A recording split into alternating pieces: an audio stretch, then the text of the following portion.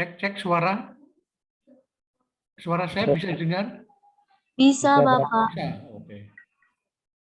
Ini yang gabung 3 kelas atau 2 kelas toh? 3, Pak. Oh, 3. Ya, enggak apa-apa.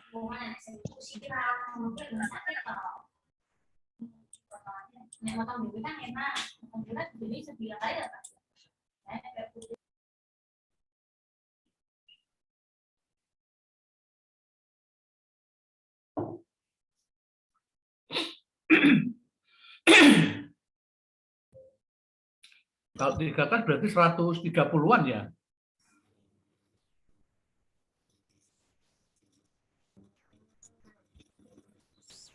Halo?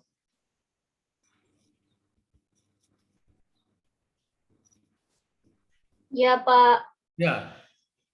Ya, Pak.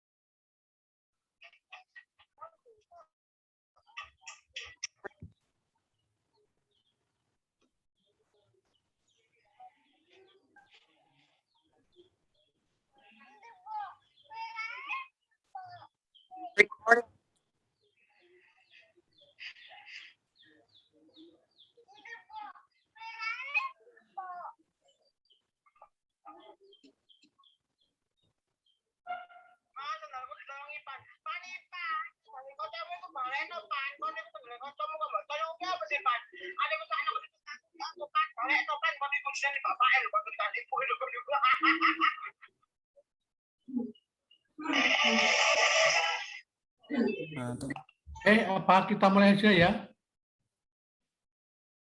Iya, Pak. Oke. Sudah 105. Assalamualaikum warahmatullahi wabarakatuh. Waalaikumsalam warahmatullahi wabarakatuh. Oke. Alhamdulillah kita bersyukur pada Allah Subhanahu wa taala siang hari ini kita diberi kesempatan bisa hadir kuliah walaupun daring ya. Mudah-mudahan nanti bisa mengikuti dengan seksama. Walaupun saya juga tidak bisa ngecek partisipasinya karena pada ditutup itu videonya. Tapi saya percaya ya, saya positive thinking bahwa Anda tetap bergabung walaupun sambil tiduran mungkin, tapi yang jelas fokus mendengarkan apa yang disampaikan. Ya. Syukur-syukur memberikan respon berupa pertanyaan yang nanti kita diskusikan bersama-sama. Mari pertemuan ini kita awali dengan bacaan basmalah bersama. Bismillahirrahmanirrahim. Oke, jadi ini ada kelas yang nanti jam berapa itu? Segera gabung di KDK ya, KDK atau KDM tadi. Ya monggo saja, karena memang waktu ini bisa berubah-ubah. Ya.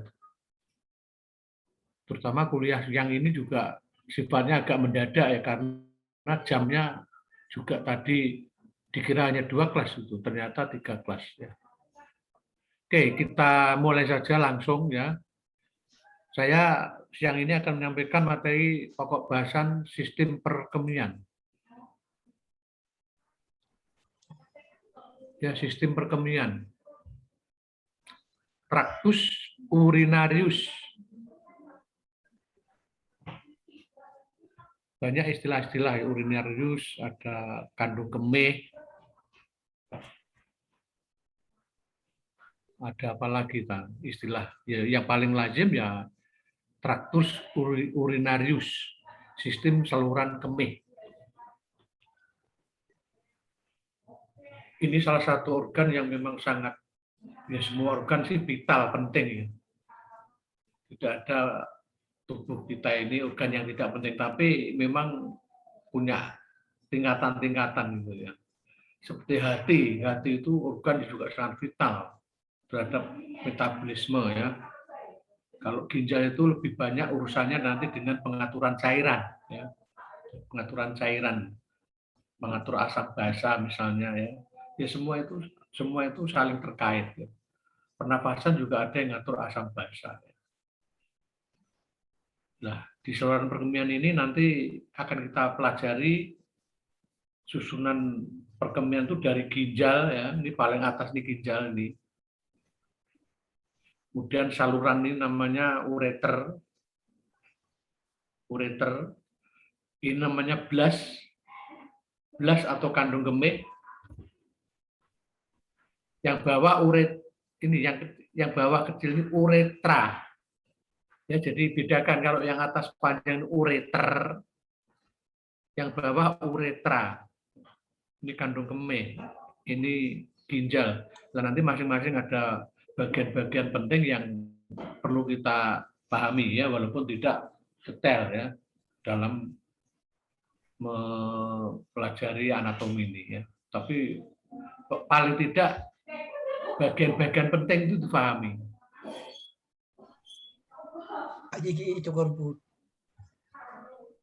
Kelangsungan hidup dan kemampuan sel menjalankan fungsinya tergantung pada kadar air dan elektrolit. Nah, tadi ya, jadi yang mengatur cairan dan elektrolit. Yang mantap.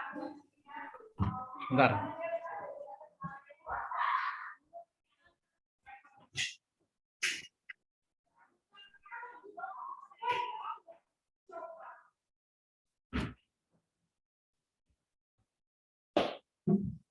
Oke ya.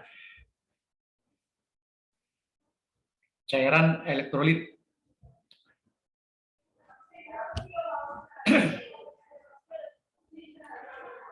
Serta kemampuan sel untuk membuang sisa hasil metabolisme secara terus-menerus. Jadi ini suatu sistem yang mengatur dan sekaligus membuang unsur-unsur atau bahan-bahan yang tidak dipakai oleh tubuh. Itu peran ginjal. Ginjal itu luar biasa ya. Jadi dia berfungsi sebagai filtrasi di mana unsur-unsur penting diambil, yang tidak penting dibuang. Tetapi nanti ada penyaringan ulang. Disaring ulang lagi, yang masih penting diambil lagi, sehingga yang keluar itu betul-betul yang sudah tidak berguna. Itu dalam keadaan normal. Tetapi kalau ada penyakit-penyakit tertentu, tentu saja akan berbeda. Contoh yang sederhana, penyakit diabetes misalnya. Diabetes itu gula tidak bisa dimanfaatkan oleh tubuh, sehingga dia oleh ginjal nanti akan tidak bisa disaring, dia akan tetap keluar ya, karena memang ada gangguan. Begitu juga penyakit ini pada penyaringannya sendiri, protein misalnya, protein itu mestinya tidak bisa keluar. Tapi kalau sampai dalam pemeriksaan urin kok protein positif, itu pasti ada masalah di ginjalnya ya. Mestinya protein itu negatif ya. Gula juga negatif ya. Tapi kalau penyakit gula, penyakitnya bukan terletak pada ginjal, tapi memang ada gangguan perfusi ya. Ya, gangguan perfusi di ginjal oleh karena kadar gula yang terlalu tinggi ya. Osmotik, namanya kelainan osmotik di ginjal. sehingga tidak bisa menyaring gitu ya. Ginjal berperan untuk mempertahankan hemostatika. Hemostatik tahu? Ada yang bisa jawab hemostatika apa? Hemostatik.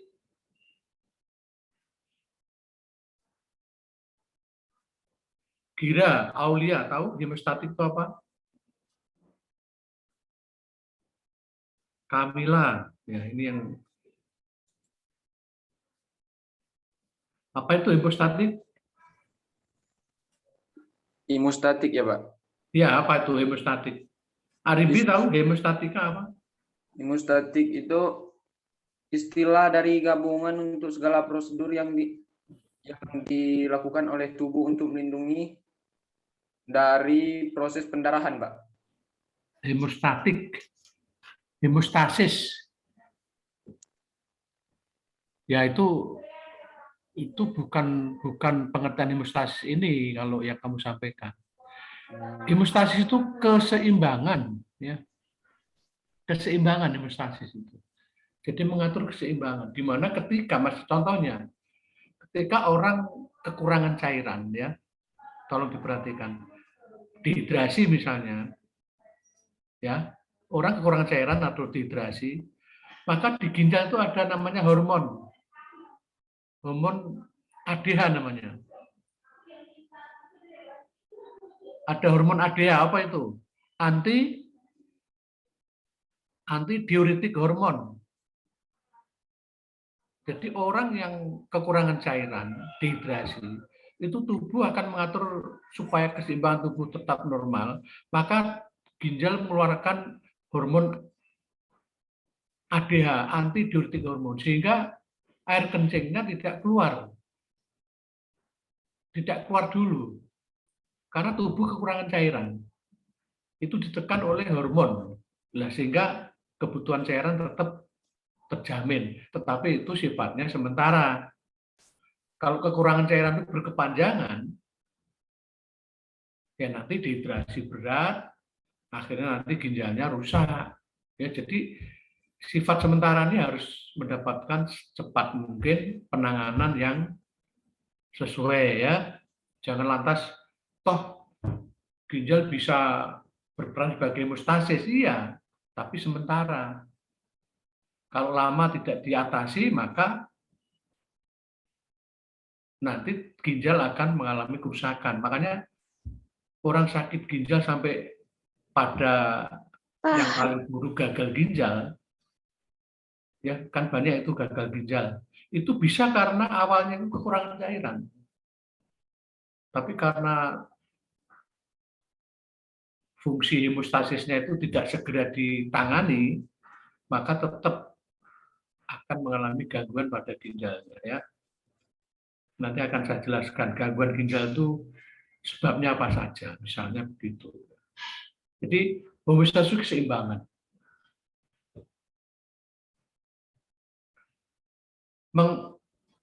Karena kemampuannya mengatur kadar dan volume air dan elektrolit cairan ekstraseluler, serta mampu membuang hampir semua sisa metabolis kecuali CO2.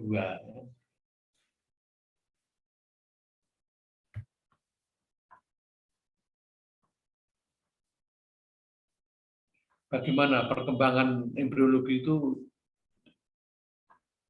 urut-urutan atau awal-awal kejadiannya? Terbentuk pada minggu ke-14-18 ginjal itu. Kalau minggu ke-14 itu berarti 3 bulan, ya. Usia kehamilan 3 bulan atau 4 bulan, ginjal itu baru terbentuk, ya. Bersamaan dengan alat-alat lainnya, ya. Dia berasal dari mesodermal dalam stadium morula dan blastula. Ini proses kehamilan ini, morula dan blastula itu, ya.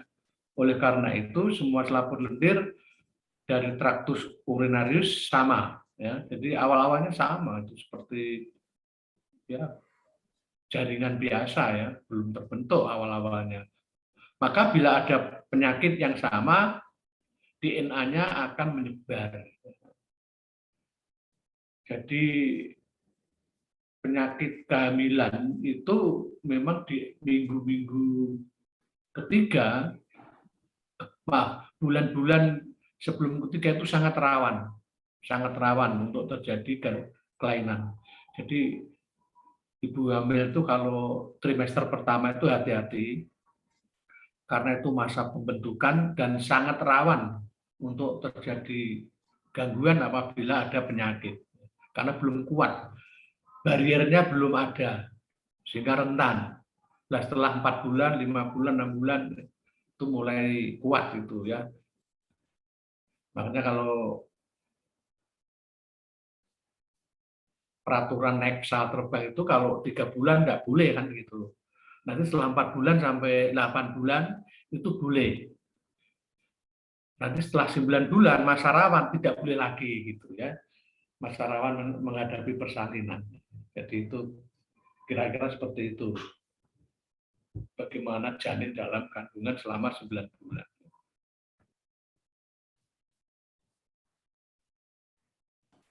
Sistem urinarius, yaitu sistem tempat terjadinya proses penyaringan darah.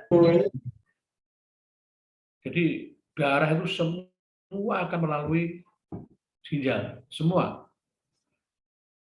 Makanya dalam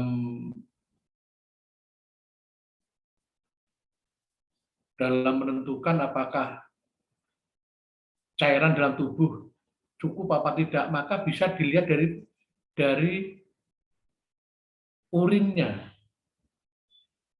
Ya, jadi darah itu kan mengalir semua ke ginjal. Sehingga kalau darah yang mengalir kurang akan bisa dilihat dari produksi urin. Ya. Seperti diare tadi. Pasien diare karena cairan berkurang, maka produksi urin juga berkurang. Selain peran dari ADH tadi, ya, akan mengalami oligouri, urinnya menjadi sedikit. Gitu, ya.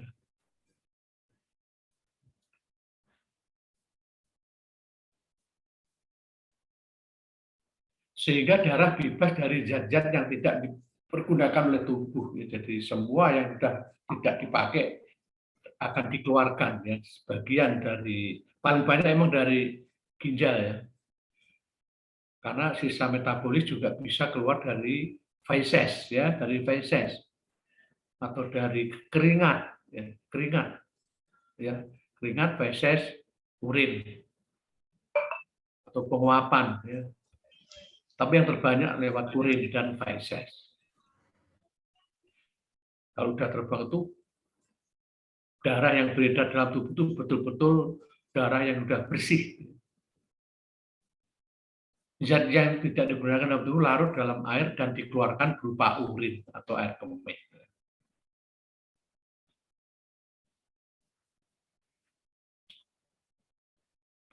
Ini penampang sistem urinarius ya. Ini ada ginjal, tadi sudah ginjal paling atas. Ini anak ginjal ini yang nempel di kuning di atas ini anak ginjal.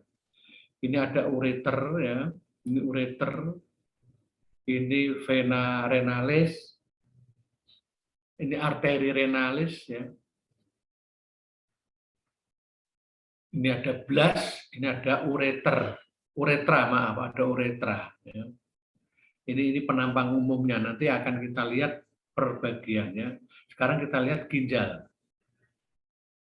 Ginjal itu ada 2 ya, kiri dan kanan. Ginjal kanan lebih tinggi, lebih besar, lebih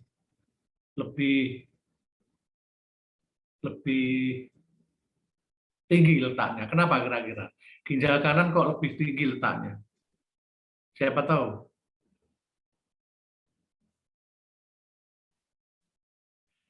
Ya ini karena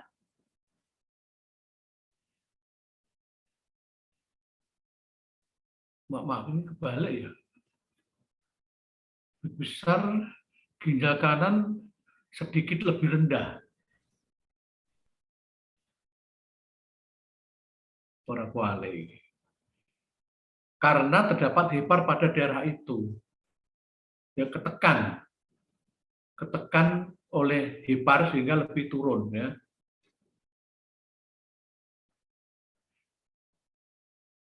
Ginjal terletak pada dinding posterior abdomen. Jadi di abdomen itu ada dinding posterior itu atas ya, dinding posterior. Kedudukannya mulai dari torakal 12, berarti torakal paling bawah ini ya, kan ada 12 ini tulang. Vertebra torakal 12 sampai lumbal 1, 3 ya. Lumbal itu ada 5. Dan 3 otot-otot besar transversus abdominalis ya. Ukurannya sekitar ini ya, tapi ini tidak baku ya, ini berkisar untuk dewasa. Panjang 6 sampai 7, lebar 6, tebal 1,5 sampai 3, beratnya 150 sampai 170 gram.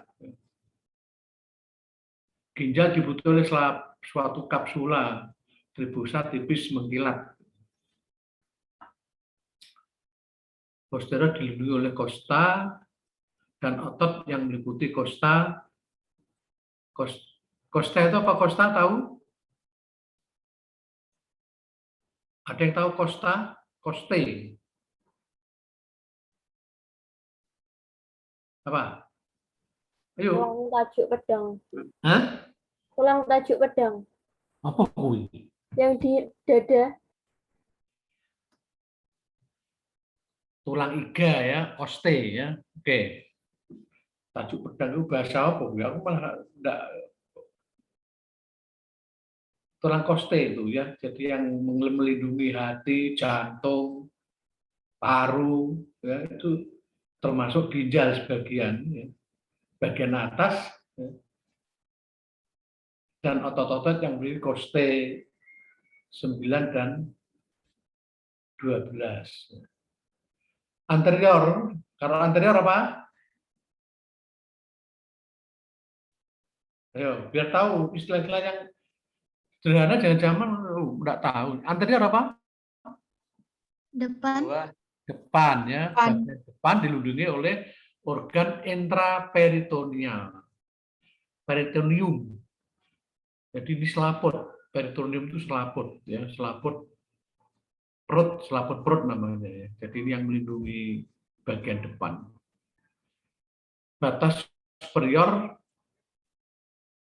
ren dextra pada kosta 12. Batas superior ren sinistra kosta 11 ya.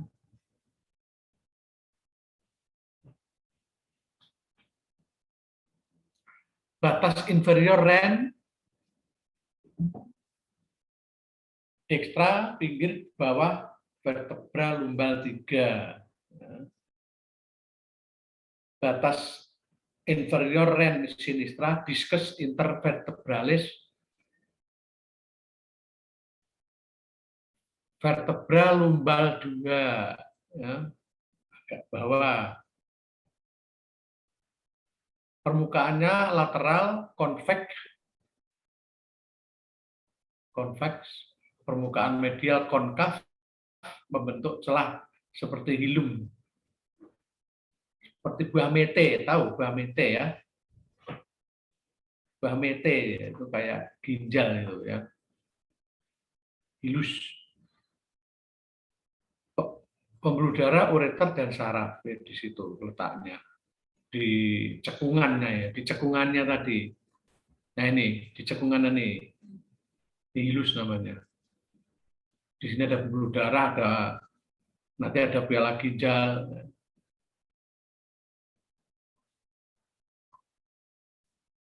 Ini lebih penampang itu lebih lengkap ya. Ada organ-organ dalam organ intraabdominal namanya.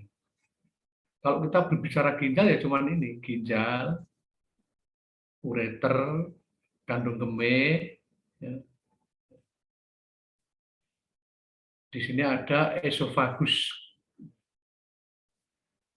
ada esofagus yang terpotong. Ini ada vena cava. Vena cava superior. Yang bawah vena cava inferior. Oh, maaf. Ini vena cava inferior semua, Ding. Vena cava inferior semua. Maaf, ini saya pikir tadi ini jantung ya, bukan, ini ginjal ya. Ini vena cava inferior. Jadi pembuluh darah besar yang akan dibawa ke ginjal masuk ke mana ini? Vena cava ini masuk ke mana? Jantung, Pak. Ya, bagian mana? Bagian apanya? Atrium Atrium, kanan. atrium kanan ya. Nanti akan masuk ke ventricle kanan, akan menuju ke paru ya, melalui arteri pulmonalis ya. Ini ginjal kanan, ini ada aorta, ini aorta.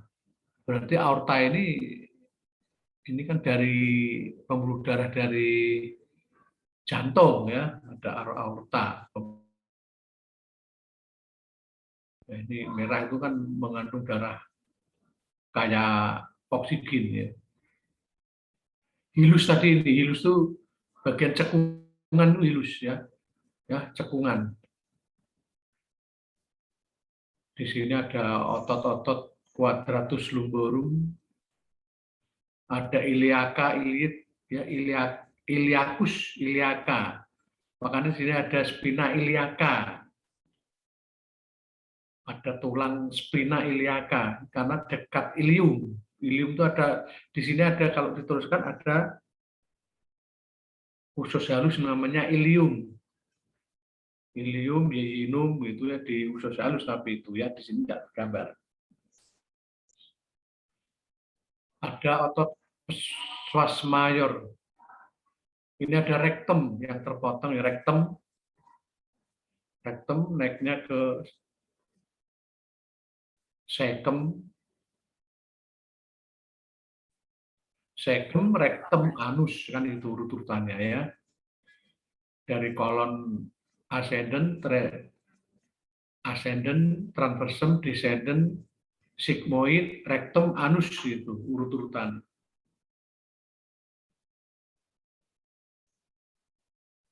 Ini ada kandung kemih, urinary bladder ini.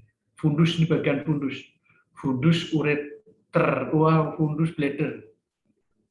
Dasarnya di atas. Kalau kandung kemih itu namanya dasar, tidak di bawah, tidak selalu di bawah. Fundus uteri, fundus itu dasar ya. Tapi untuk rahim ya di atas tempatnya.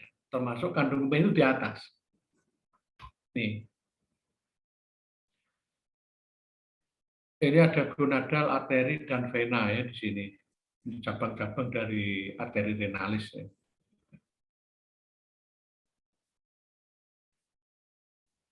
Left common iliaca arteria, superior mesenterica arteria.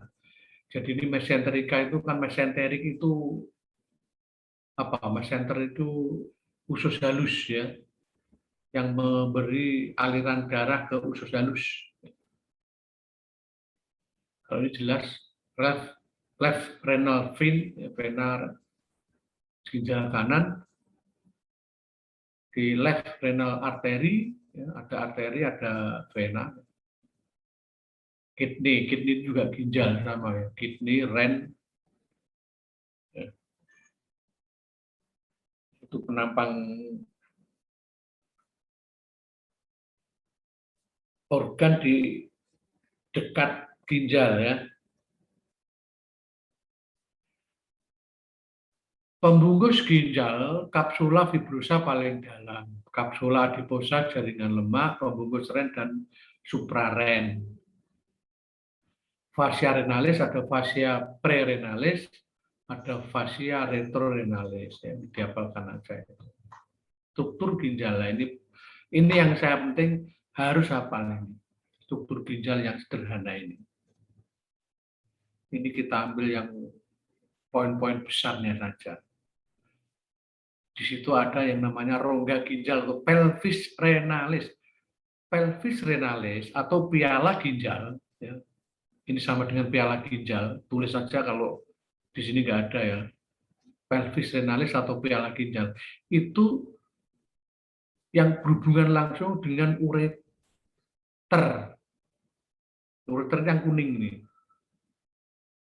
Ya, ureter itu dari kandung kemih menuju ke ginjal. Lah, muara yang paling pertama itu namanya piala ginjal. Pelvis renalis. Ini. Rongga paling dalam ya. Paling dalam dari ginjal, dekat hilus. Dekat hilus. Kemudian yang tengah namanya medula renalis. Lapisan tengah, sumsum ginjal namanya. Yang tengah ini. Di sini letaknya nefron ya.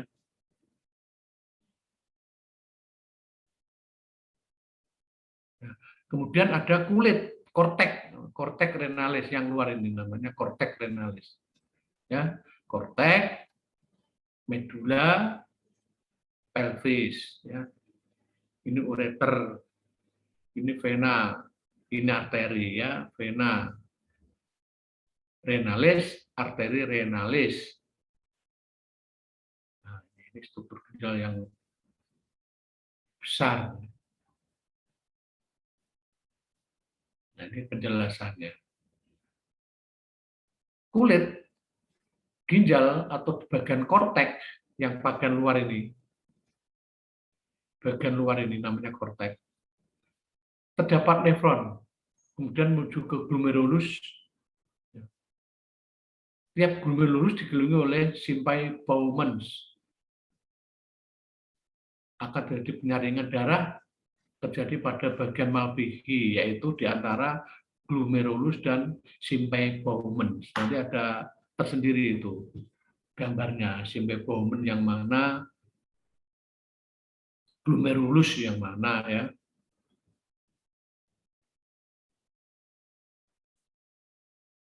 Nah, nefron itu satuan fungsional ginjal itu nefron. Sumsum ginjal atau medula ini yang tengah. Area yang berisi 8 sampai 18 bagian berbentuk kerucut. Yang disebut piramid. Piramid yang berbentuk hampir di semuanya dari ikatan saluran berukuran mikroskopis. Jadi ini tidak, kalau dibelah ginjalnya ya tidak kelihatan. Itu kalau dilihat secara mikroskopis ya, hampir mirip dengan ginjal-ginjal ayam, itu hampir mirip itu sebenarnya. Ginjal itu hampir mirip.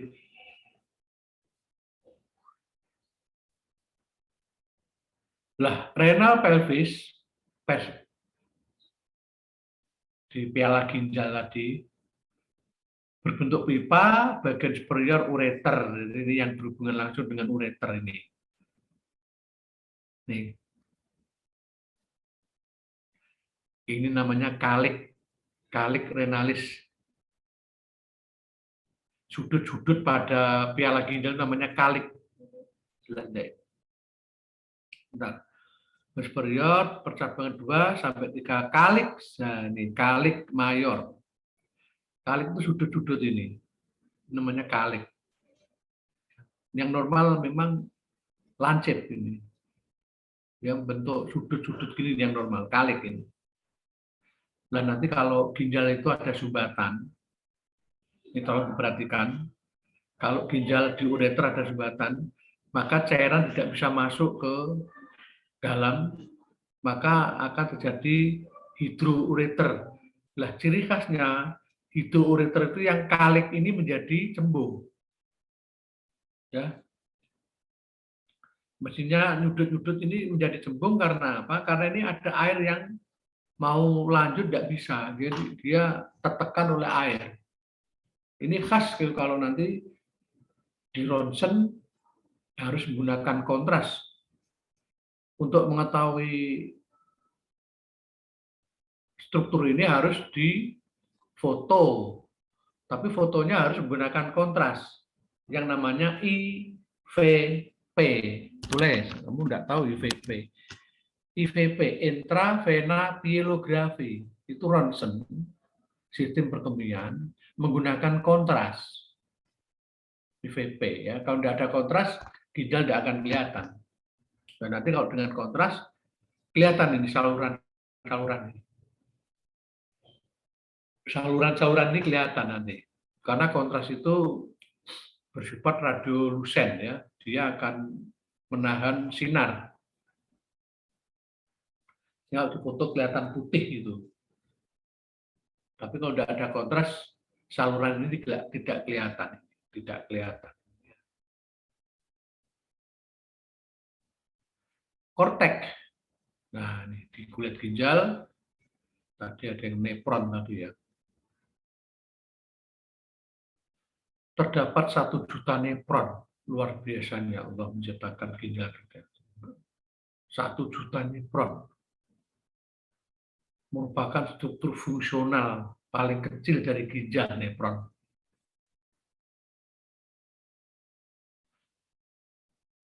Nefron berfungsi sebagai penyaring. Penyaring. Kalau dibesarkan seperti ini. Nefron. Seperti cacing berkepala besar dengan tubuh bagaikan elang yang berkelok-kelok. Pada bagian kepala terdapat saringan halus yang hanya dapat dilewati oleh zat-zat tertentu saja. Darah, protein tidak dapat ya. Makanya di awal kuliah tadi protein tidak bisa keluar, tapi kalau sampai protein bisa keluar, sebenarnya ada kerusakan di nefron, saringannya bocor ya. Bocor.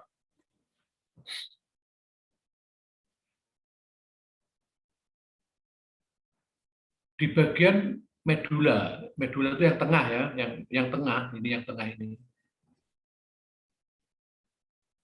Ya. Berbentuk kerucut yang disebut piramid, renal piramid. Medula merupakan tempat berkumpulnya pembuluh darah kapiler kapsula Bowman. Jadi kapsula Bowman yang tadi kelanjutan dari nefron, ada kapsula Bowman itu letaknya di medula renalis ya.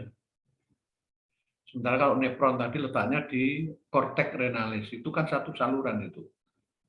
Ya. Piramid mengandung banyak pembuluh darah guna untuk mengumpulkan hasil ekskresi. Hasil ekskresi itu pengeluaran ya, cairan yang terkumpul pada benar kemudian disalurkan melalui saluran pengumpul menuju pelvis renalis. Jadi sini pembuluh besar dikumpulkan dulu untuk mungkin ada penyaringan lagi yang masih berfungsi dimasukkan lagi, yang tidak berfungsi masuk ke piala ginjal. Ya, dikumpulkan ke piala ginjal. Nah, saluran pengumpul menuju pelvis renalis menuju ke piala ginjal atau rongga ginjal. Selanjutnya pelvis renalis berhubungan dengan ureter nih ya. Berhubungan dengan ureter, saluran yang mengalirkan urin ke kantong kemih ya. Bagian bawah nanti kantong kemih. Rongga ginjal ya, pelvis renalis ini yang putih ini. Kalik itu yang ini loh, ini kalik ini. Menyudut-nyudut ini kalik. Ini piala ginjal yang bentuknya kayak piramid itu ya, ini. Kayak piramid. Kalik-kalik itu, sudut-sudut pada piala ginjal namanya kalik renalis. Lah, piala ginjal itu penampung sementara ini. Jadi sebelum Anda mengeluarkan, belum merasa berkemih, Karena sensasi berkemih itu ketika kandung kemih sudah terisi volume cairan, ya, sejumlah volume cairan yang mungkin sekitar 150, mulai 150 ke atas cc itu mulai ada sensasi ingin berkemih, karena di situ ada syarat, namanya syarat atau sphincter internal. Internal itu saraf perasa ingin berkemih. Kemudian ada saraf eksternal. Kalau saraf eksternal itu saraf yang mengontrol. Yang mengontrol cap mau berkemih apa tidak, itu eksternal. Sementara saraf internal itu saraf perasa, sinyal bahwa sudah ada perasaan berkemih.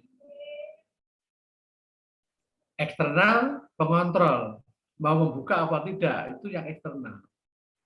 Nah, orang stroke yang beser itu skletnya rusak itu, sehingga tidak bisa mengontrol.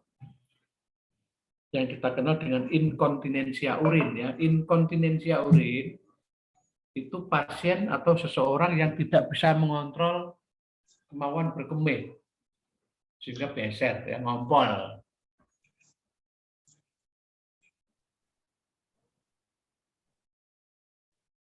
Ini penjelasan yang lain, ya, tentang struktur ginjal. Ini dibesarkan, ya, ini ada glomerulus, ya. Glomerulus, di sini ada nefron. Nah, di glomerulus inilah yang telah terletak tadi di piala ginjal, maaf, di sumsul ginjal atau yang tengah. Di sini banyak pembuluh darah, sehingga akan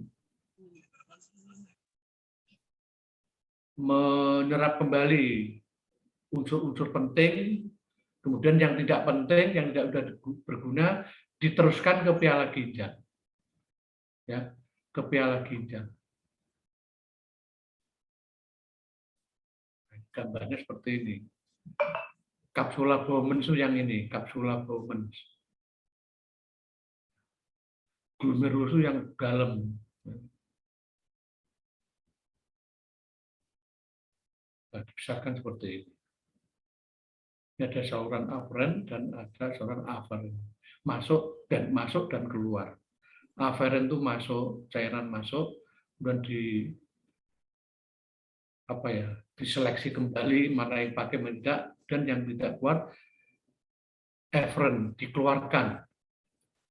Menuju apa ini? Menuju ini piala ginjal di sini. Nah, menuju ini piala ginjal ini. Tadi saya sebut kalik itu lancip-lancip seperti ini, lancip ini. Ini gambaran yang lebih nyata. Ini manual. Maksudnya ini menggambarkan bahwa ginjal normal itu kaliknya harus tajam seperti ini.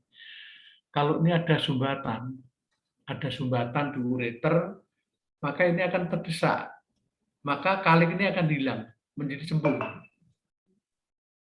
Sudut-sudutnya hilang. Nah, ini gambaran khas pada IVP, di mana terjadi aliran balik nanti, ya. Urin akan turun kembali, yang mestinya naik. Mesinnya turun, ya, mesinnya turun karena tidak bisa keluar, maka ada sumbatan, dia tertahan, sehingga mekar di situ. Ini mekar ini, karena tertahan air, ada sumbatan batu misalnya di sini. Ini mekar. Namanya hidroureter. Hidroureter itu ureter terlalu banyak cairan karena ada sumbatan di bagian distal ureter. Distal itu yang bawah, proksimal itu yang atas.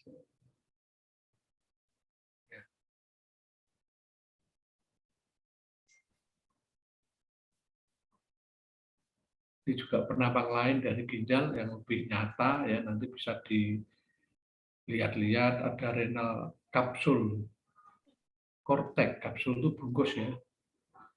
Kortek tadi kulit, segmental arteria, hilus tadi bagian cekungan, dan terusnya ini sudah jelas tulisannya, silakan dipelajari, dibaca ya. Itulah bagian-bagian dari ginjal. Sama di sini, ini ada pelvis. Kalau ini uretra, namanya ureter, maaf ini ureter. Sampai di sini namanya pelvis.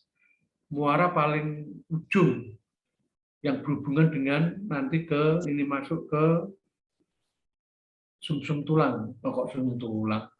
Sumsum ginjal ya, tengah. Yang ada glomerulus tadi. Nanti akan berhubungan dengan nefron yang berada di ini gambarannya ini. Nefron ini.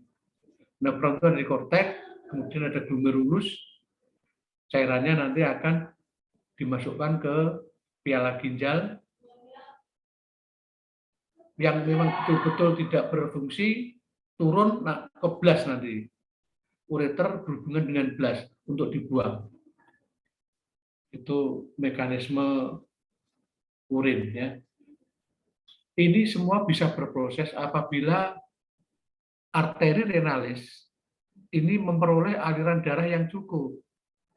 Kalau enggak, nanti aliran darah yang kurang juga akan mempengaruhi kondisi cairan yang akan dikeluarkan melalui ginjal. Ini sama, ya, silakan dibaca-baca. Ya, ini ada kortek, medula, ya sama. Ya. Sama ya. Memang ini sengaja saya pasang banyak supaya dari berbagai dimensi Anda bisa memahami, oh ginjal seperti itu. Dengan berbagai model gambar gitu kan. Dan sekarang nefron. Nefron jelasnya ini seperti ini, nefron yang letaknya di kortek tadi ya. Kemudian ini ada bagian yang ini bagian yang menuju ke apa tadi? Glomerulus ya. Nah, glomerular, capsula Bowman. Ini afferent arterial. Ada efferent. Ya. Efferent itu masuk, afferent keluar. Pembuluh darah, oh maaf, efferent itu masuk, ya masuk, afferent itu masuk ini pembuluh darah kapiler ini apa? Arteri renalis yang ada di kapsula Bowman, kemudian berproses, disaring, kemudian akan keluar. Nah ini, afferent itu keluar. Maaf, efferent keluar ini. Nanti masuk ke daerah glomerulus, disaring.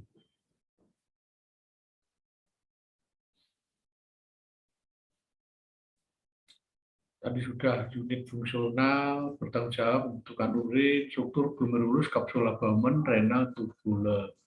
Bentuk nefron seperti ini ya, ini yang lebih real. Berada pada korteks, sebagian besar nefron ada di korteks. Juxtamedulare nefrons dijumpai pada batas korteks dan medula.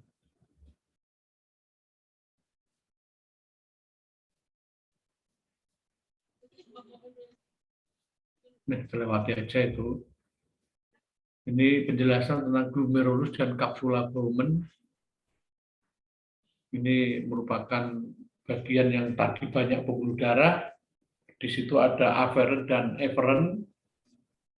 Afferent tadi masuk, efferent keluar, yang berada di glomerulus atau glomerular kapsul Bowman. Bagian pertama, renal tubular.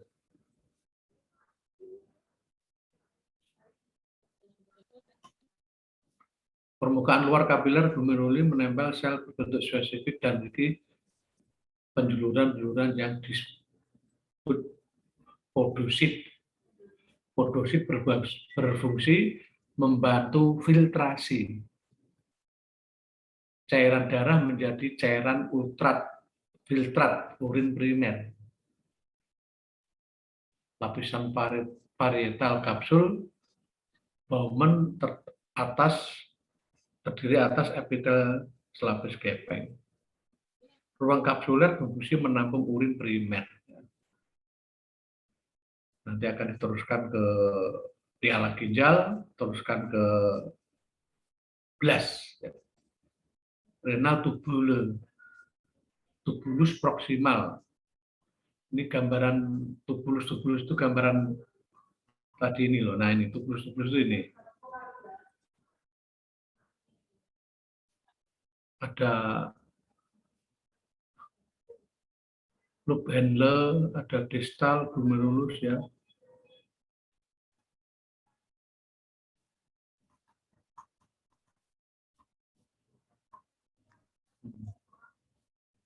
Kalau dibaca berhubungan langsung dengan Bowman kapsul ya. Tubulus proksimal itu berhubungan langsung dengan Bowman kapsul. Jadi dengan membayangkan gambarnya tadi, Bowman kapsul itu kan yang membungkus glomerulus tadi ya. Dindingnya disusun oleh selapis sel kuboid inti sel bulat bundar biru ya. Sitoplasmanya berwarna asidofili. Fungsinya apa?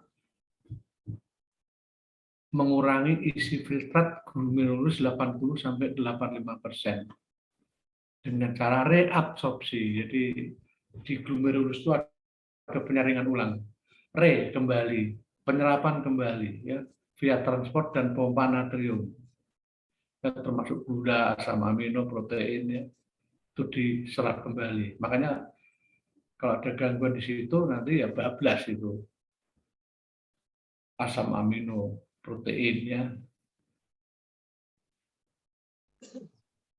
Kalau lengkung Henle ada pars descendant, ada pars ascendant. Descendant itu yang turun, ascendant yang naik. Fungsinya reabsorpsi bahan-bahan cairan tubulus dan sekresi bahan-bahan ke dalam cairan tubulus. Jadi hampir di semua saluran terjadi penyerapan ulang, ya, reabsorpsi. Begitu ketatnya seleksi cairan yang akan keluar, yang masih berfungsi akan dikembalikan lagi. Jadi yang keluar itu betul-betul yang memang tidak berfungsi, gitu. Itu keadaan normal. Cairan ini ketika berada dalam loop of Henle bersifat hipotonik, tetapi setelah melewati loop of Henle menjadi bersifat hipertonik. Hal ini dikarenakan bagian descendant loop of Henle sangat permeabel terhadap pergerakan air, natrium, dan klorida. Apa itu permeabel? Ada yang tahu? Loop of Henle sangat bersifat permeabel. Ada yang tahu? Merembes, menyerap. Hah? Menyerap, merembes. Oke, mampu dilewati cairan. Jadi permeabel itu daya serap, ya, daya tembus. Jadi dinding itu masih bisa dilewati cairan, ya, itu permeabel. Kalau terjadi peningkatan permeabel, maka akan banyak cairan yang keluar dari salurannya. Betul. Permeabel itu daya tembus, ya.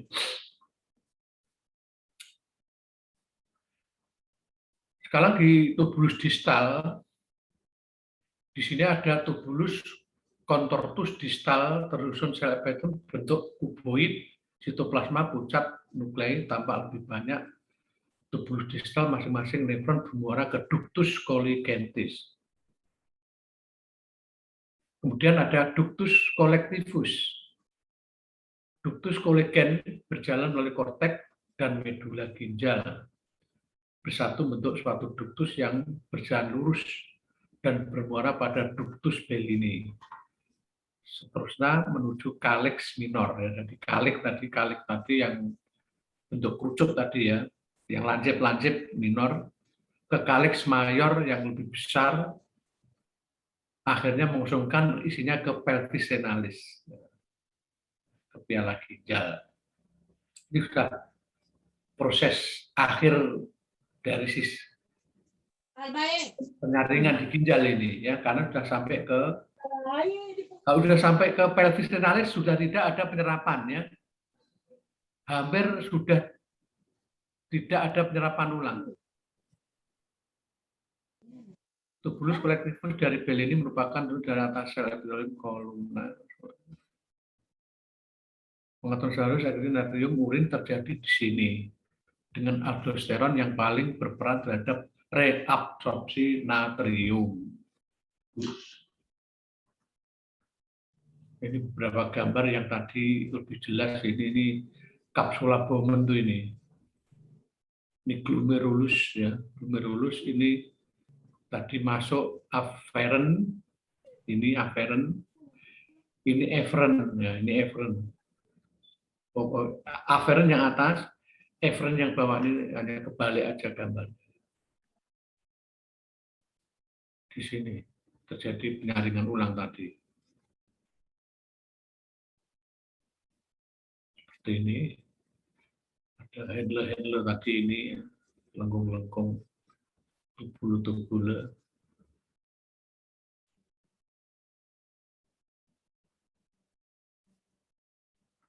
Kapsula Bowman, ini anefron, gambaran anefron. Ini anefron, ini memang beberapa dimensi gambar yang mungkin masing-masing punya kelebihan, ada yang jelas, ada yang kurang jelas itu. Jadi kalau membaca penjelasan ini sebaiknya disertai gambar ini, akan lebih jelas, ya. Jadi ini kalau sudah sampai ke sini, ini sudah tidak ada penyaringan, akan keluar berupa urin. Ini sama.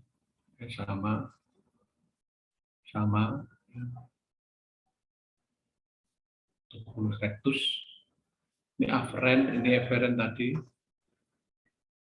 Ini sama, nefron, tidak usah saya ulang.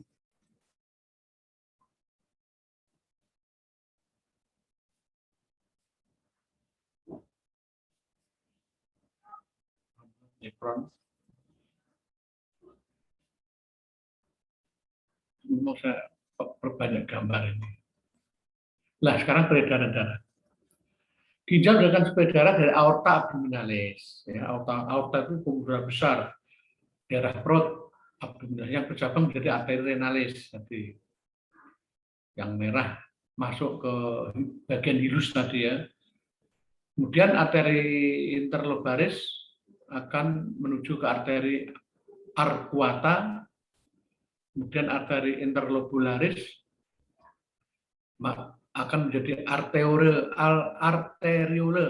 afferent menuju glomerulus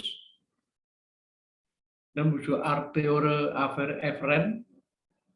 Masih ingat tadi, ya, afferent itu masuk, kemudian menuju glomerulus, kemudian keluar pembuluh darah itu ke kapiler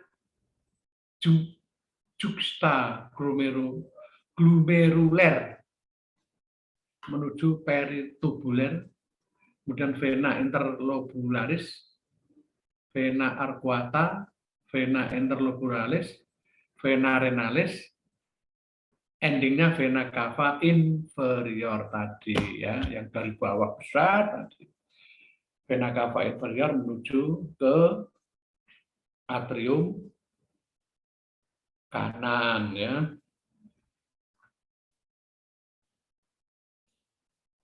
Ini gambar lanjut saja.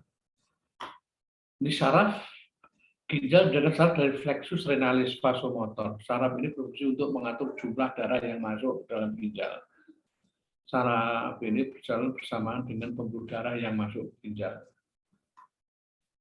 Nah, hormon yang dihasilkan renin, eritropoietin, dan kalsitriol.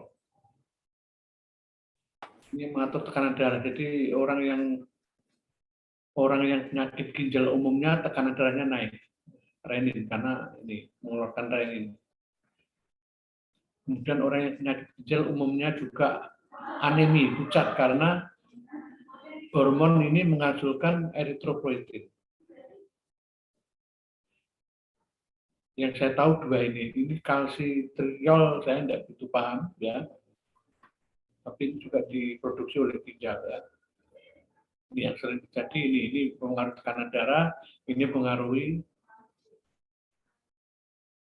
kadar eritrosit dalam darah ya. Makanya orang sakit ginjal itu pucat biasanya. Juga tekanan darahnya naik.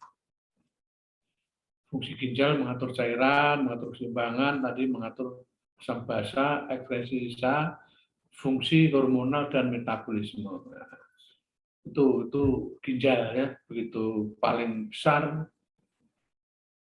organnya paling kompleks di sistem perkemian ya.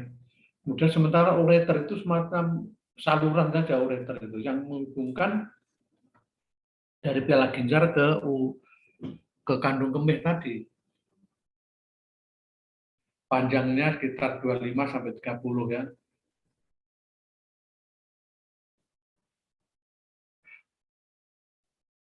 Kanan lebih pendek, kurang dari 1 meter dari kiri. Diameter 1 mili, ya, kecil sekali ini. Rata-rata 5 mili, 5 mili itu setengah senti. Sebesar apa ya? Bulu angsa, kalau bulu angsa atau apa ya? Saya beri contoh agak susah ini. Bulu angsa yang dicontohkan itu. Tengahnya itu, agak sedotan apa seperti sedotan minuman itulah, sekira seperti itu, setengah senti.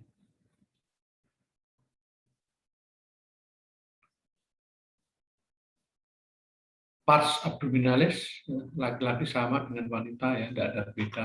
Pars pelvina laki-laki beda dengan wanita, terletak di rongga abdomen dan pelvis di rongga pelvis. Saraf ureter ini cabang plexus mesentericus inferior, plexus spermaticus, dan plexus pelvis sepertiga dari nervus vagus rantai efferens dan nervus vagus rantai efferens dari nervus thoracic ke 11-12. Jadi ini memang syaratnya memang tidak hanya satu arah, tapi memang dia menyatu atau satu area dengan nervus lumbal, thoracalis, nervus vagus. Ya.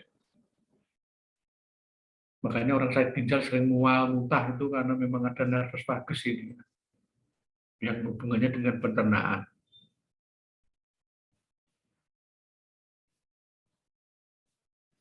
Dan nervus vagus mempunyai rantai efferent untuk ureter. Pada laki-laki ureter berjalan di depan ujung vesicula seminalis menyilang ductus deferens di bawahnya vesica urinaria. Pada wanita terdapat di belakang. Kenapa begitu? Karena wanita ada uterusnya ya. Ada uterusnya. Jadi dari belakang fossa ovarica, ovarium berjalan ke bagian medial.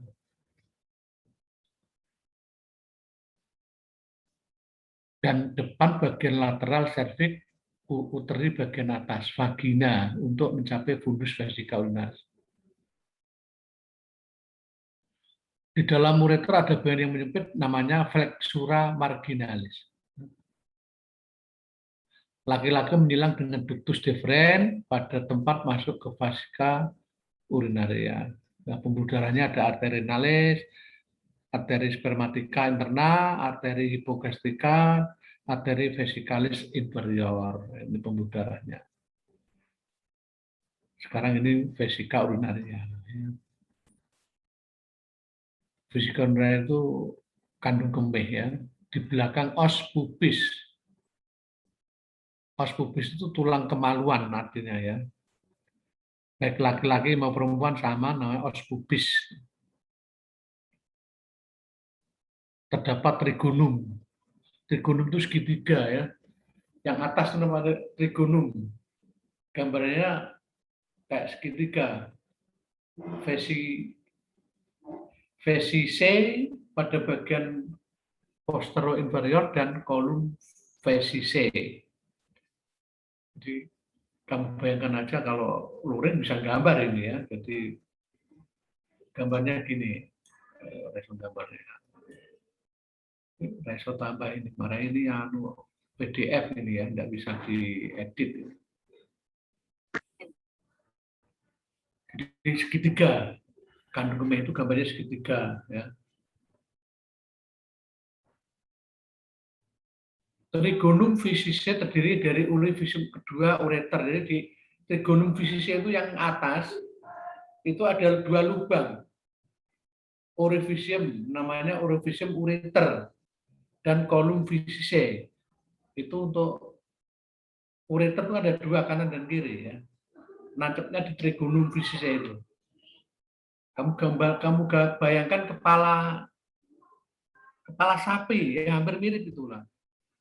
Sungguhnya itu ureter, itu masuk ureter sungguhnya itu. Kamu bayangkan seperti itu. Dinding kandung gemih di atas lapisan luar peritoneum sama ya. Jadi paling luar itu peritoneum, tonika muscularis, lapisan otot, submukosa dan mukosa lapisan bagian dalam. Ya. Bagian itu mukosa ini ya. Ini gambarnya jelas ini. Trigonum tuh ini segitiga ini, trigonum. Nah, segitiga ini. Kemudian di lateral umbilical ligament ini, di sini ada orificium ureter tadi, pintu masuk. Ini ureter, ya. Di sini ada middle umbilical ligament ya, ada ligamen.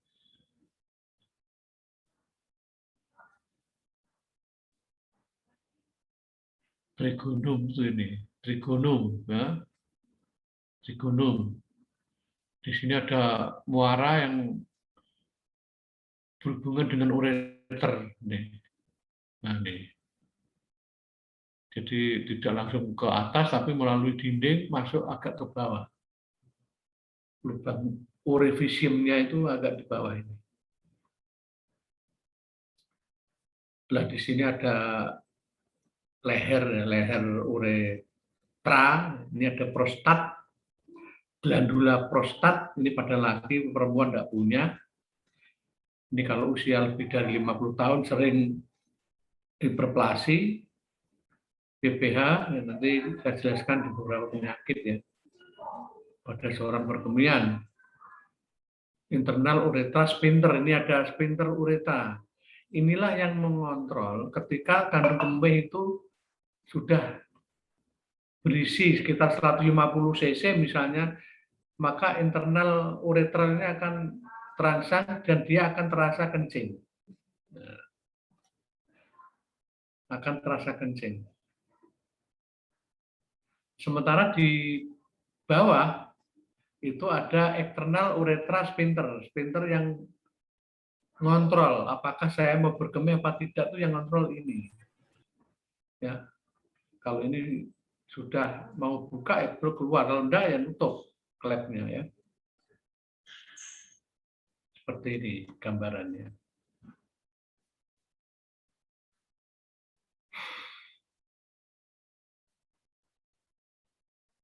Sama ini ya, trigonum itu ini trigonum.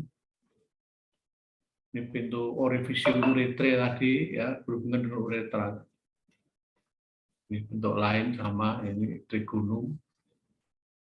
Uretral opening hanya istilahnya beda. Kalau orificium uretra, kalau sini uretral opening, artinya opening buka, artinya pintu masuk pertama ke uretra.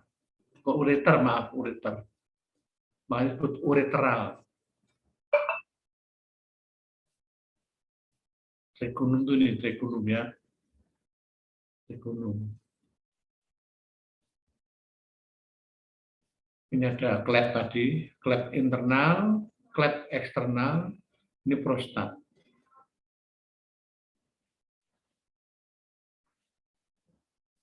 Ada sarapan, ada saraf simpatis dan parasimpatis ya. Dibaca aja saraf-sarafnya, saya udah capek baca, dibaca, udah jelas. Hubungannya dengan otak ya. Saraf itu selalu berhubungan dengan otak. Nah, terakhir uretra. Uretra itu saluran yang menghubungkan dari kandung kemih keluar ya. Berfungsi menyalurkan. Jadi fungsinya uretra itu hanya menyalurkan.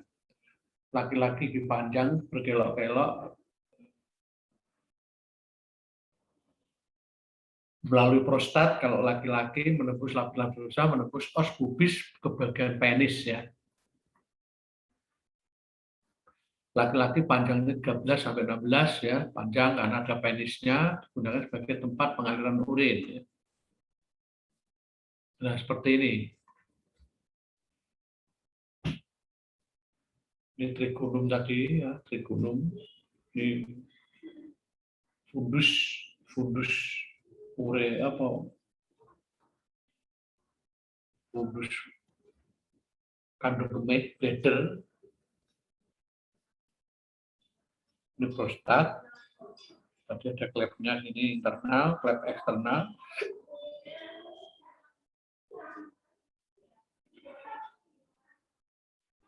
Penis itu sebelah atas ini penis ya, panjang. Ini arah uretra. Wanita enggak. Ada labia mayor, minor, klitoris. Kemudian di situ ada vulva, vagina, itu wanita. Besok reproduksi manusia di bahasan belakangan ya. Ini anatomi pada laki-laki ya. Uretra prostatica, uretra membranosa, uretra cavernosa.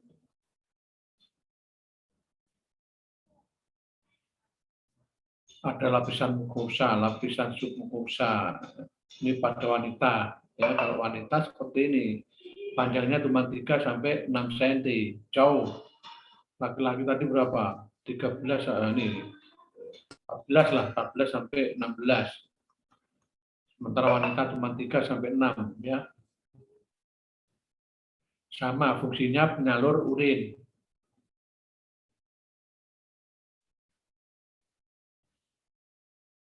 Enggak ada prostat ya. Jadi urevisium uretra ini kalau wanita dekat dengan vagina, dekat dengan anus. Maka wanita lebih sering terjadi infeksi saluran kemih karena apa? Urevisium uretra ini sangat dekat dengan anus. Anus itu ini. Sementara anus itu kan kotor.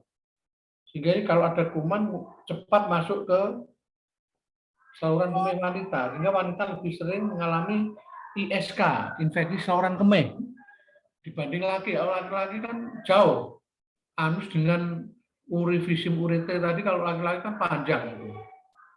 Ada penisnya tadi sehingga kuman tidak mudah masuk. Makanya laki-laki jarang kena ISK.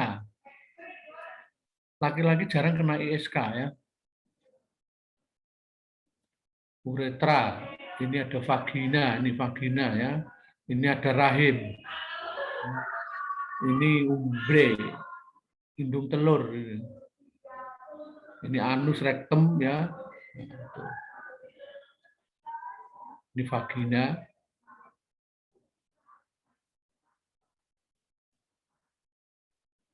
Besok di bahasan terakhir mungkin reproduksi ya. Ada internal uretra, sphincter, ada eksternal uretra, sphincter sama ya. Nah, sekarang bagaimana urin terbentuk? Pertama filtrasi di glomerulus ya. Penyaringan di glomerulus. Penyaringan glomerulus itu di sini. Nih, di dalam ini glomerulus. Kapsula Bowman ini ya. Ini tadi yang afferent dan efferent tadi. Reabsorpsi di tubulus ya. Ada saluran tubulus dulu, saluran-saluran tuh itu akan terjadi reabsorpsi. Ini saluran. Kemudian sekresi di tubulus. Nanti akan masuk sini ke kandung kemih.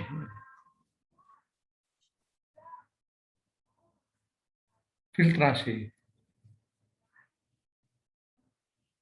Kapsul Bowman menyaring ya darah yang ada di glomerulus. Di sini banyak mengandung air, garam, gula, urea, dan lain-lain diserap kembali. Terbentuk filtrat glomerulus yang disebut dengan urin primer tadi. Ya. Urin primer masih terkandung zat-zat yang diperlukan ya, glukosa, garam, urea, sama amino, ya. Kecuali protein. Nah, protein sudah habis di atas ya. Kalau masih ada protein berarti bocor di nefronnya ya.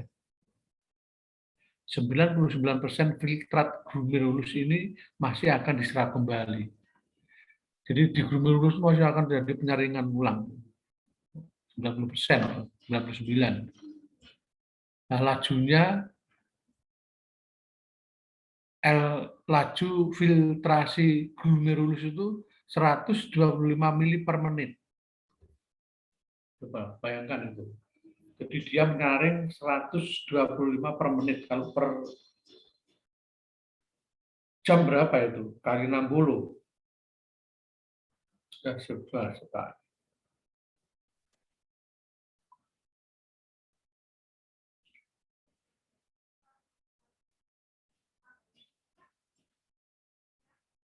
Kalkulator C ya.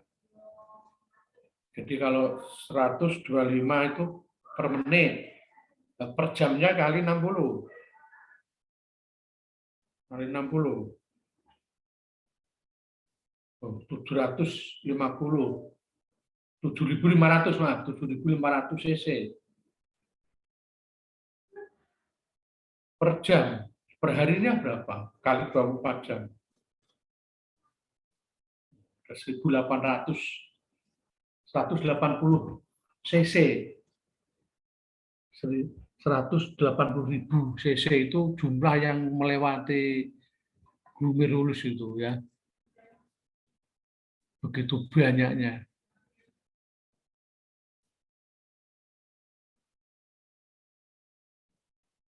GFR dapat berubah jika laju aliran darah melalui ginjal berubah. Jika meningkat akan meningkat. Lebih banyak filtrat bentuk. Jika aliran darah turun, seperti yang terjadi setelah perdarahan hebat, ya, maka GFR akan turun sehingga filtrat yang dibentuk sedikit kalau haluan urin turun otomatis itu. Ini yang namanya hemostasis seperti itu. Hemostasis, homeostasis, keseimbangan. Ada 3 faktor, tekanan osmotik, ya, tekanan yang dikeluarkan oleh air sebagai pelarut pada membran semi-permeabel sebagai usaha untuk menembus membran semi-permeabel ke dalam area yang mengandung lebih banyak molekul.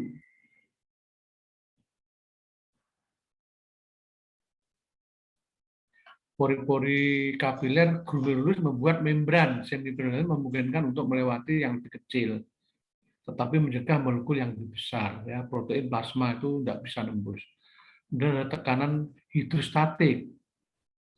Ini sekitar 15 mm Hg. Ya, dihasilkan oleh adanya filtrasi dalam kapsula yang berlawanan dengan tekanan hidrostatik. Filtrasi juga mengeluarkan tekanan osmotik 1-3 mm. Ada perbedaan tekanan osmotik ini ya, plasma. Nah, saja ini kaitannya dengan cairan yang ada di kapsula Bowman menunjukkan perbedaan filtrasi protein. Perbedaan ini merupakan pori-pori kapiler mencegah protein plasma untuk difiltrasi. Lanjut, faktor-faktor yang apa? Faktor-faktor yang mengaruhi.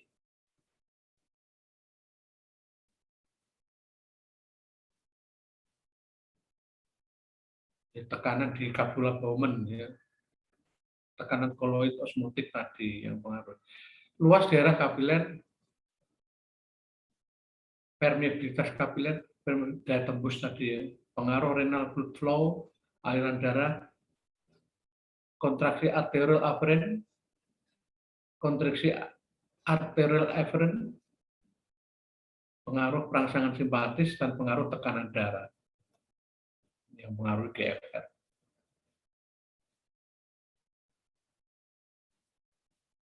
Ini urut-urutan penyaringan.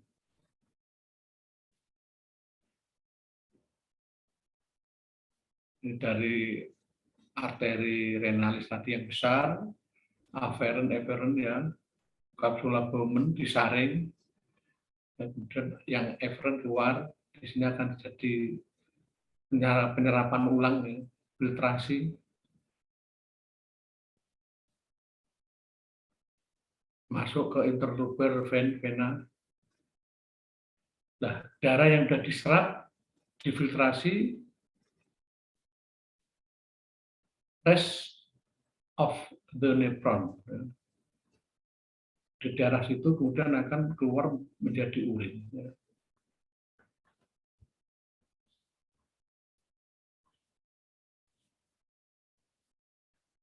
Proses pembentukan urin pada reabsorpsi tadi sudah ini.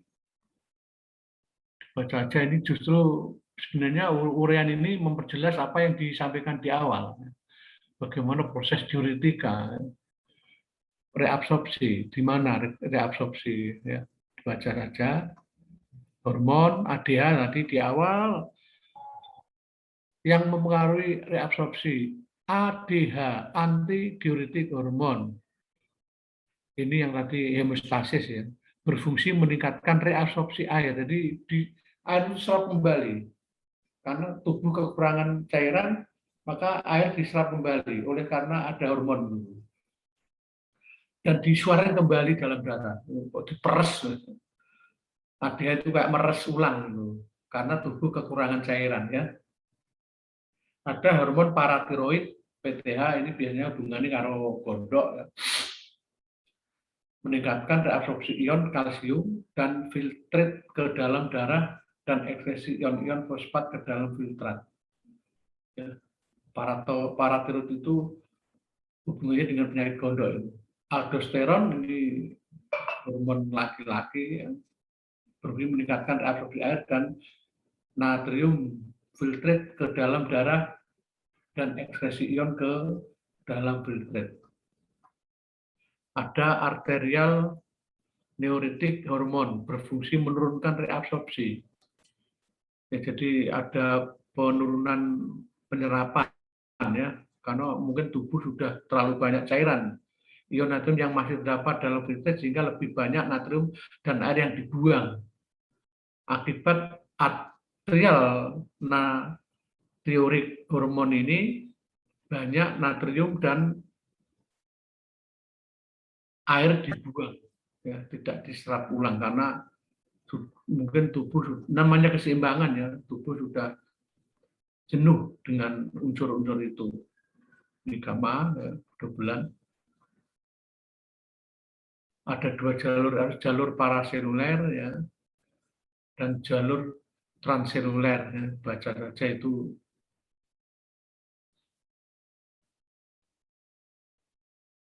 penjelasan yang awal tadi. Reabsorpsi natrium sudah. Sistem angiotensin ini yang berhubungan dengan hipertensi, angiotensin.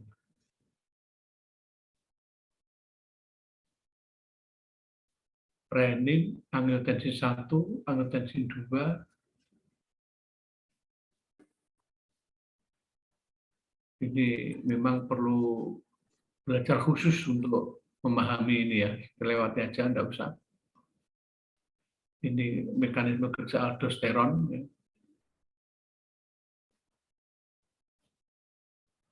Kelewati aja, ada reabsorpsi gula.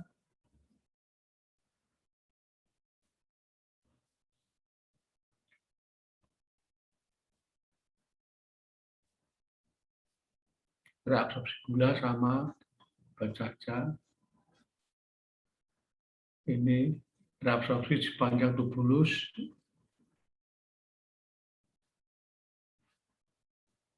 Kelihatannya banyak, tapi sebenarnya hanya diulang-ulang sebenarnya keterangannya ini.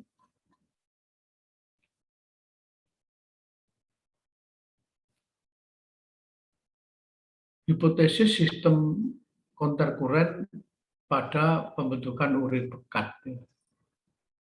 Ginjal mampu membentuk urin pekat konsentrasi maksimal 1.200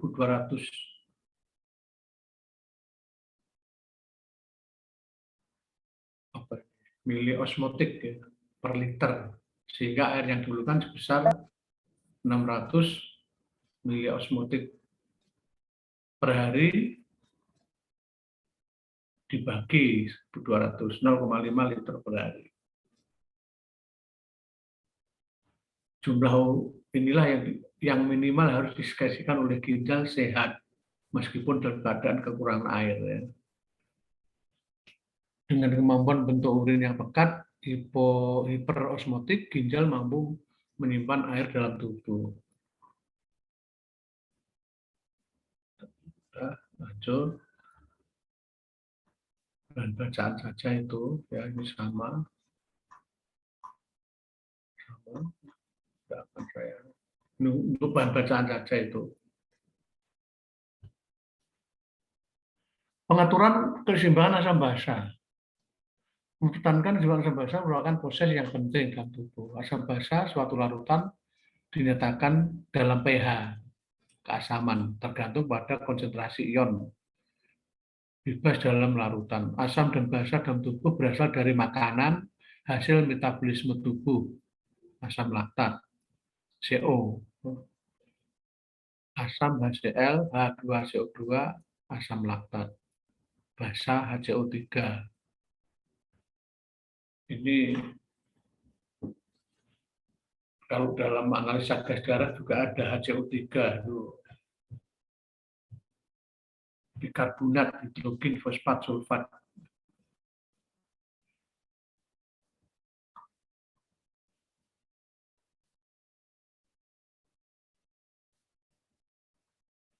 Nah, orang dikatakan asidosis apabila pH darah kurang dari 7, pH darah lebih dari 7 alkalosis. Asidosis itu basa, alkalosis itu asam. Ya.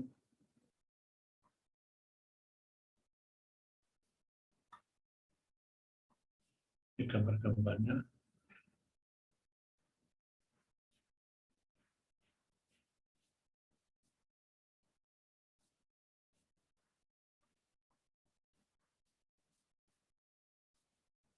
Banyak sekali ya penjelasannya. Dibaca renal kontrol dapat asidosis. Jika tubuh mengalami asidosis dapat 3 mekanisme. Reabsorpsi membentuk HCO3.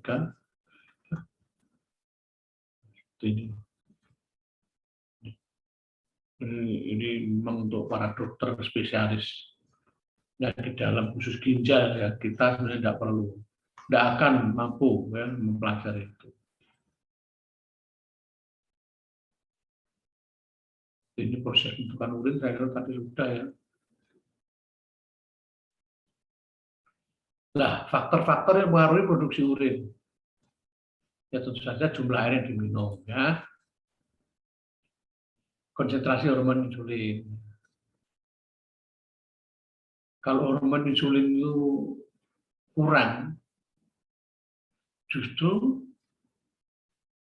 orang akan banyak kencing. Makanya penyakit gula,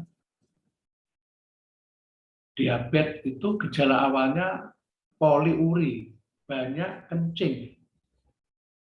Ya. Jadi banyak kencingnya orang diabetes bukan berarti terlalu banyak minum, tapi memang akibat gangguan pada hormon insulin yang akan mengaruhi proses penyerapan dalam ginjal. Hormon diuretik, ya ADH. Kalau ADH-nya ini keluar ketika tubuh kekurangan cairan, ya. ADH itu akan keluar ketika tubuh kekurangan cairan. Orang haus itu ADH-nya naik nantinya, sehingga tubuh akan menahan. Jadi antidiuretik hormon itu tubuh akan menahan, tidak akan terjadi penyerapan. Kemudian jumlah garam yang dikeluarkan dari darah. Garam itu bersifat retensi ya. Kalau orang terlalu banyak makan garam atau kandungan garamnya tinggi, maka cairan akan berkurang ya. Makanya orang udim itu kan dalam balan cairan jadi kelebihan cairan dalam tubuh. Makanya dikurangi makan garam. Karena kalau garamnya terlalu banyak nanti semakin banyak tahanan cairan, semakin bengkak nanti kalau terlalu banyak garam. Kemudian suhu ya, kalau suhu dingin maka juga akan mengurangi pengeluaran. Kalau suhu panas akan meningkatkan ya, jelas gejolak emosi dan stres. Ya. Orang stres seringkali banyak keluar keringat ya, sehingga akan mempengaruhi produksi urin. Jadi kalau banyak keringat, urinnya subdol.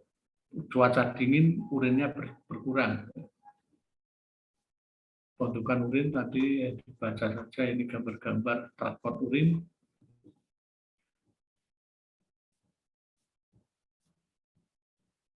Ini juga penjelasan dari atas tadi ya, sampai ke kandung kemih. Kita lanjut aja. Miksturisi, jadi proses pengosongan kandung kemih. Di sini dikatakan tertimbun, saya tadi bilang 150 ya, ternyata ini 170 ya, berkisar itulah. Kandung kemih terisi secara progresif sehingga tegangan pada dindingnya meningkat melampaui nilai ambang batas. Kali ini jadi bila telah tertimbun 170 sampai 230. Ini sphincter internal tadi bekerja, ya, sphincter internal bekerja, terasa kencing. Jadi orang ini sudah terasa kencing, akan menimbulkan tahap kedua ya, refleks saraf. Ini disebut refleks miksturisi yang akan mengosongkan kandung kemih. Ada langsung ada saraf yang bekerja internal terutama ya. Setelah internal terasa kencing, tentu saja eksternalnya kerja. Segera dikeluarkan saja ya.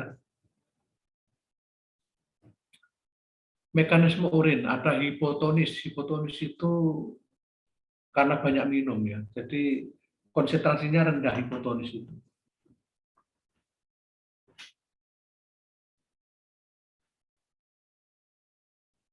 Banyak minum, volume ekstrasel fluid, cairan ekstrasel, volumenya meningkat.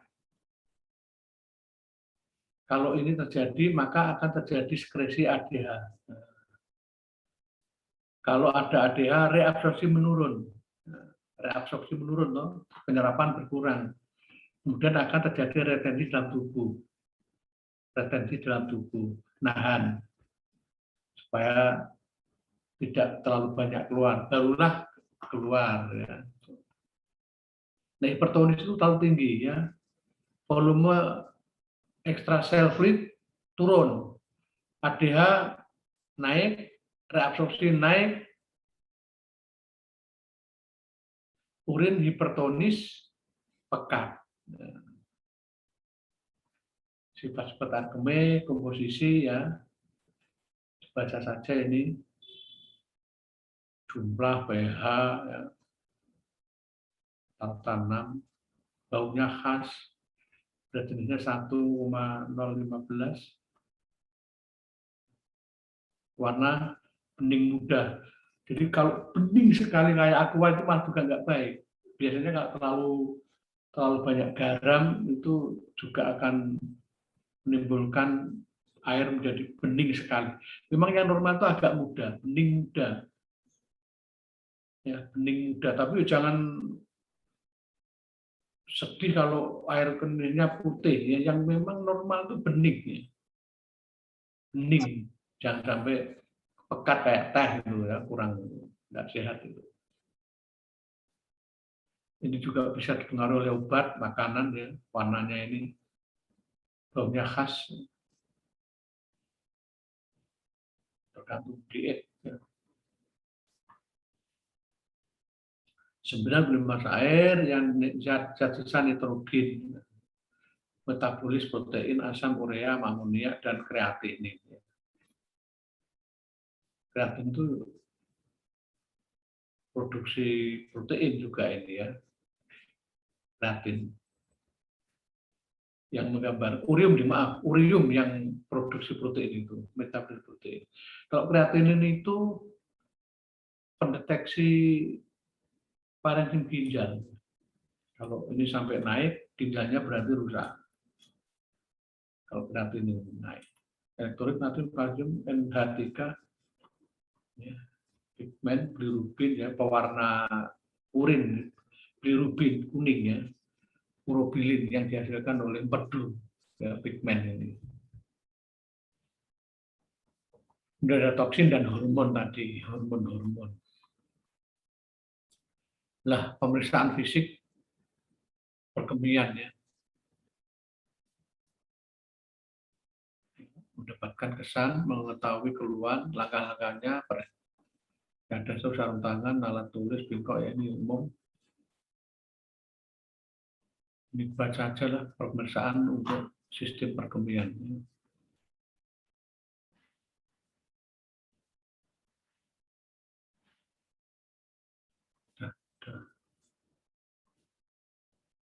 Pemeriksaan inspeksi dilihat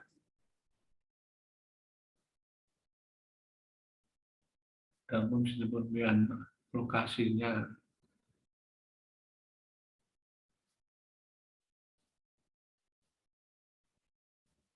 Auskultasi, periksa dengar. Kalau sistem perkemian sebenarnya agak tidak begitu dominan pemeriksaan auskultasi.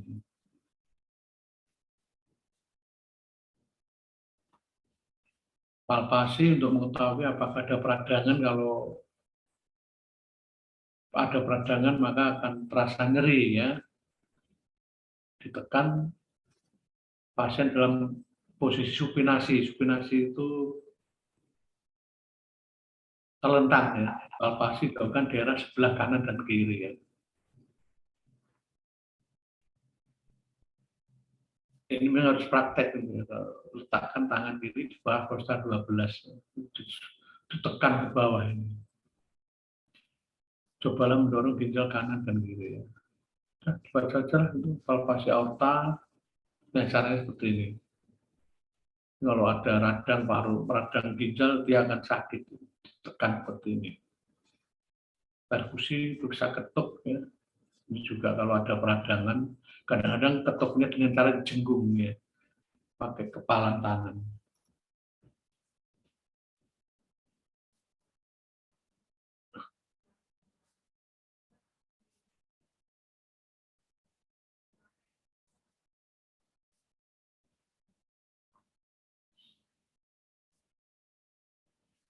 Vesika urinaria, ini pemeriksaan dibaca sendiri aja nanti kalau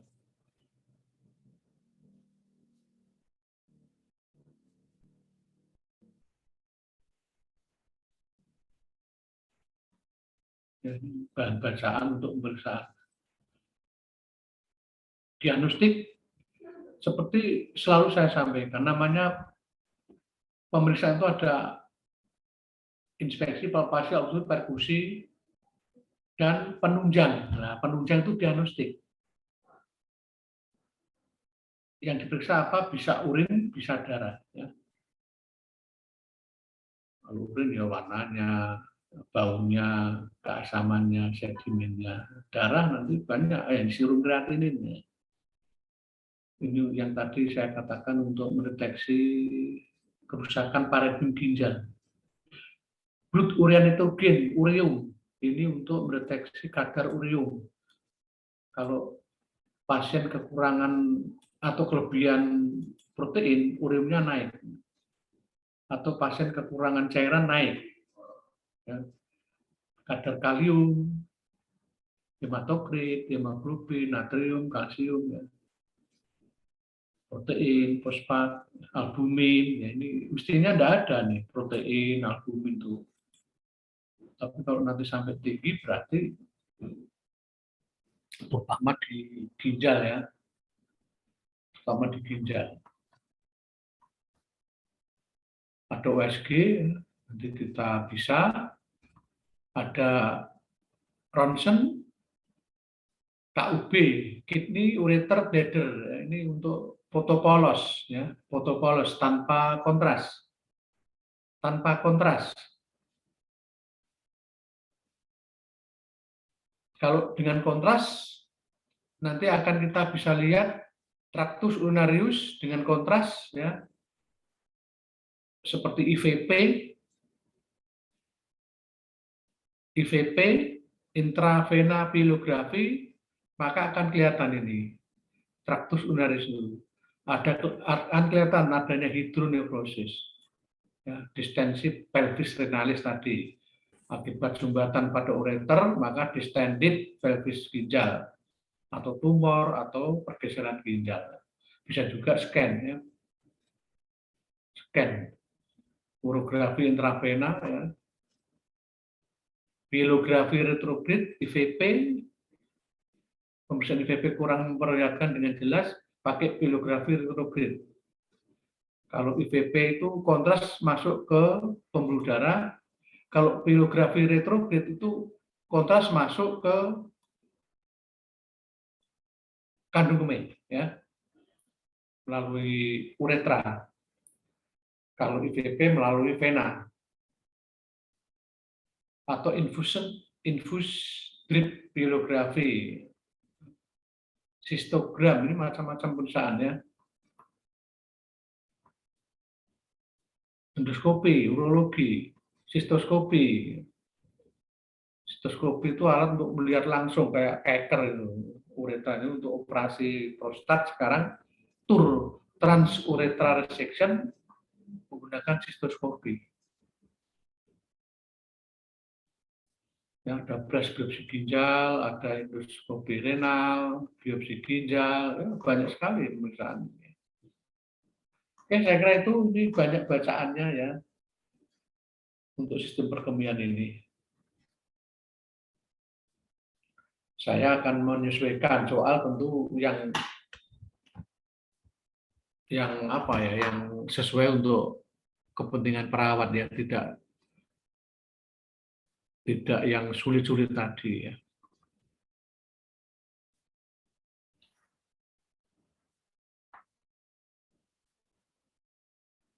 Oke, saya kira itu cukup panjang bahasannya atau referensinya ya. Tapi itu tadi kan banyak yang diulang-ulang sebenarnya. Sehingga nanti kalau belajar yang kira-kira sudah dibaca, sudah lewat itu. Hanya untuk memperjelas gambar-gambar tadi ya. Beberapa penyakit nanti dibahas di patologi ya. Saya tidak akan nyampaikan di sini. Patologi. Patologi nanti semester 2 kalau tidak salah. Saya juga ngajar patologi ya. Di beberapa penyakit yang terjadi pada gangguan sistem perkemian, sistem apa itu pencernaan misalnya, saraf. Oke, silahkan kalau ada yang mau saya cukup mau tanyakan.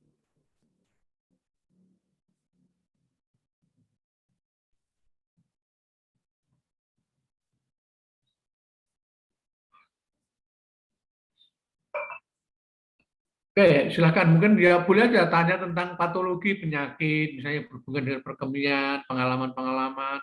Boleh ya.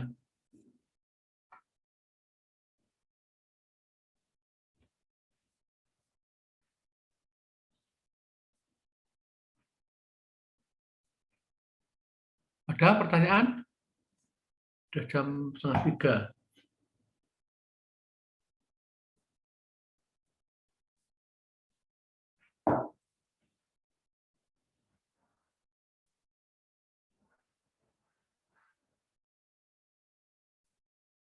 Ayo, ada enggak? Kalau enggak ada, kita akhiri.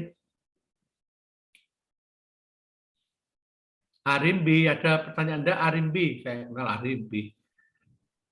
Sampun Pak, cukup. Cukup. Cukup. Ya, itu bagi bahan bacaan ya untuk sistem perkemian memang cukup banyak itu, terutama di ginjal tadi ya. Oke, saya kira itu kalau tidak ada yang dikomunikasikan, mari pertemuan ini kita akhiri dengan hamdalah bersama. Alhamdulillahirrahmanirrahim. Alhamdulillah. Nanti materi saya share ya. Oke, terima kasih. Wassalamualaikum warahmatullahi wabarakatuh. Waalaikumsalam warahmatullahi wabarakatuh. Makasih, Pak. Makasih ya, Pak. Sun, Pak Sun. Suwun Pak. Makasih ya Pak. Yuk.